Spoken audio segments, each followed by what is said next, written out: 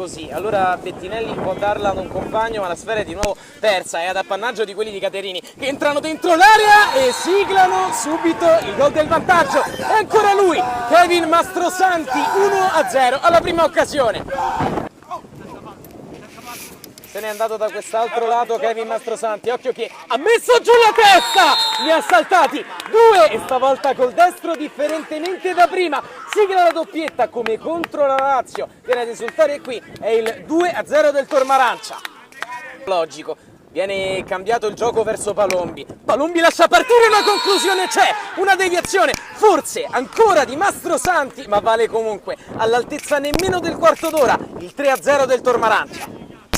L'ha toccata ancora lui, l'ha toccata ancora Mastrosanti che risulta vistosamente, fa segno 3 verso la telecamera. Ma non è facile, soprattutto perché dall'altro lato c'è un giocatore del genere come Mastrosanti che va a puntare Giovagnoli, che lascia partire un tiro che non è distantissimo dal palo alla sinistra di Ponzelli. Tenere aperto il tema offensivo, troncato forse una volta per tutte, si va a destra il diagonale, sbatte sul palo, palla ancora dentro, attenzione a Demo Fonti, l'azione può proseguire all'interno dell'area di rigore, il colpo di testa ed è ancora lui, cala il poker per il Tormarancia, li porta qui dopo aver eliminato la Lazio e molto probabilmente li porta in Serie A, è Mastrosanti, 4-0.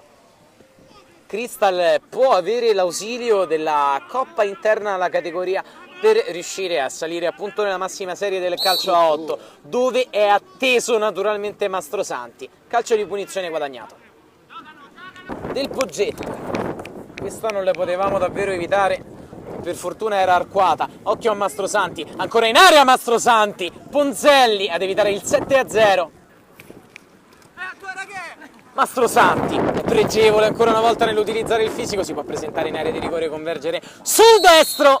Troppo facile per Kevin Mastrosanti, 7-0 Tormarancia. Guarda qualcuno fuori, se la ride perché sa che la missione è portata a termine.